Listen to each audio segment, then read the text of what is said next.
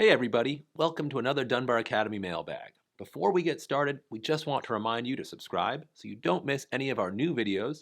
And if you want to learn more about dog behavior and training, make sure to check out our dunbaracademy.com link in the description below. Okay, let's get started. Today's question comes from Nikki. She asks, how can I get my dog to be a better coworker?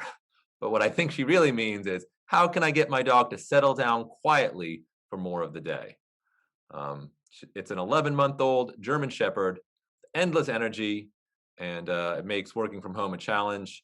They do stuff Kongs, but they are either too easy and thus finished fast, or too hard and the dog gives up. Specifically, be curious in a good daily routine, and they say I prefer not to crate him too much, but that's the bulk of the question. The many answers. Either you can crate him until he gets it. And the whole point of crate training, it's a temporary procedure. Like our puppy now, we had a puppy for 3 days. In the evenings, we do real life training in the living room. All dogs are loose, two on the couch, a couple on the floor.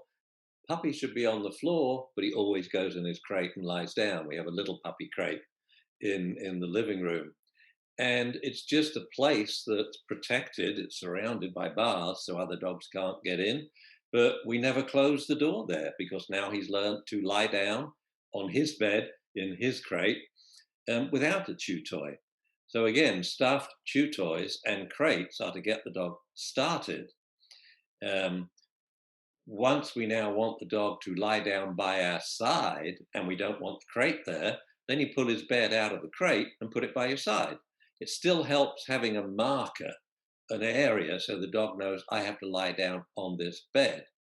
Now we're going to start to train him, but obviously not when you're concentrating on work.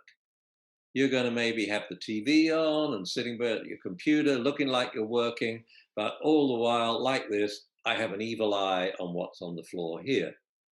Okay. Yeah. We didn't even know that, did we? And I can see what it's doing. Good dog. There's a good dog. All right. Why? Because I've trained him before. Again, I'm going to say this over and over again. You can't train a dog in the course of everyday living. Think what you want this dog to do. Spend a lot of the day lying down next to you, not moving, not vocalizing. That's cool. To walk nicely on leash. That's cool.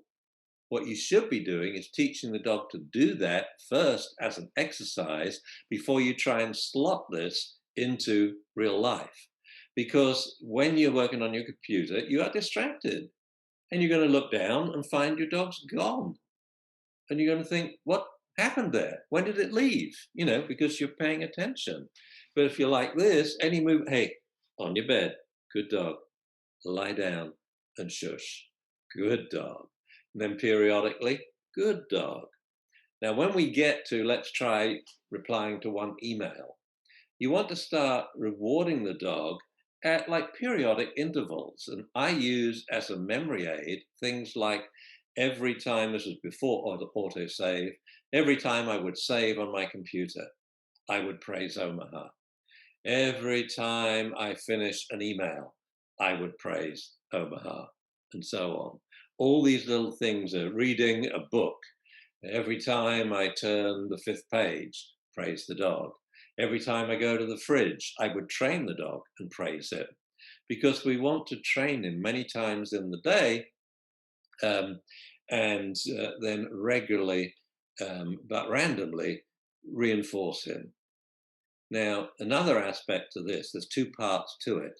One is how quickly can you get your dog to lie down? Because if you can't get your dog to lie down on a single command instantaneously, then how are you going to enforce it when he moves? So he moves and you say, no, down. It means nothing to him. We've already proved you say down, he won't lie down on first command. So first you've got to have absolute comprehension of your instruction.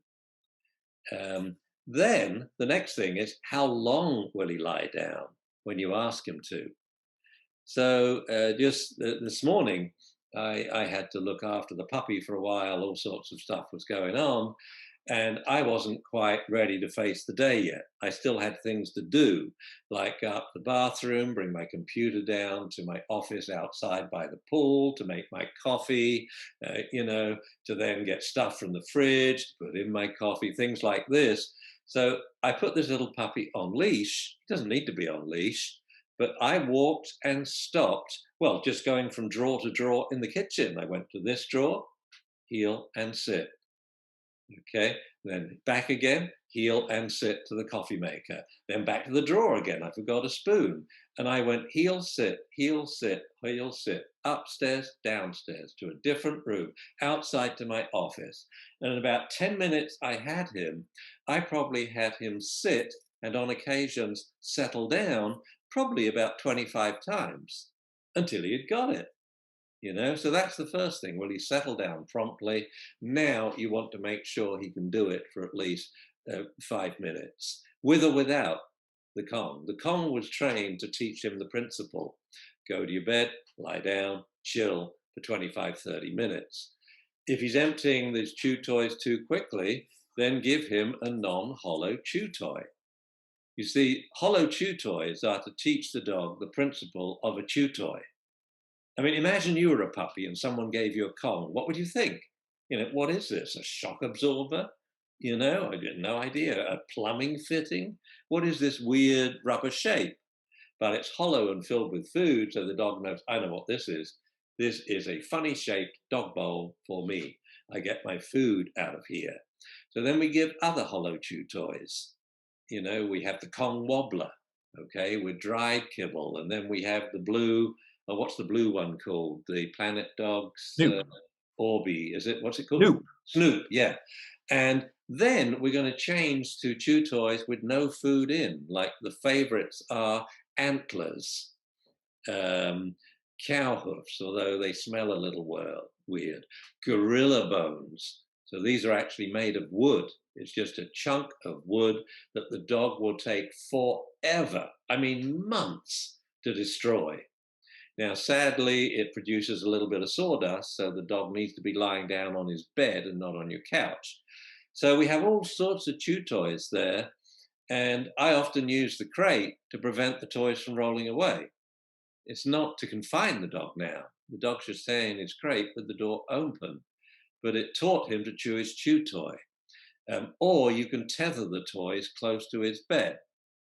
But the point is, you've got to spend some time beforehand training him to lie down quietly, calmly on his bed. And then he'll be a great co-worker. Now, another way to go about it is have a little bowl of kibble on the table. And as you are doing your work on the computer, working at home, at random, whenever you remember you've got a dog in the house, hand feed him 1, 2, or 3 pieces of kibble. By the end of the little bowl of kibble, I guarantee the dog will be next to you and either lying down or sitting in a down stay or a sit stay, watching you quietly. And all you're doing there is feeding them at random. So that's a wonderful starter training technique that requires very little brain wattage, to get it done. And you can do it at times when you are distracted. All right, Dad. That sounds great. Thank you very much. I think we've given Nikki a lot to work with, so hopefully that helps. Thank you, Nikki. Thank you, Nikki. See you next time. Thanks for watching this video. If you'd like to learn more about dog training and behavior, make sure you visit dunbaracademy.com to check out our selection of courses, many of which are completely free. If you would rather watch more of our videos here on YouTube, just click the links to the right. And if you want to follow us on social media, everything you need is directly below. As always, please make sure to like, comment, subscribe, and don't forget to click the bell for notifications.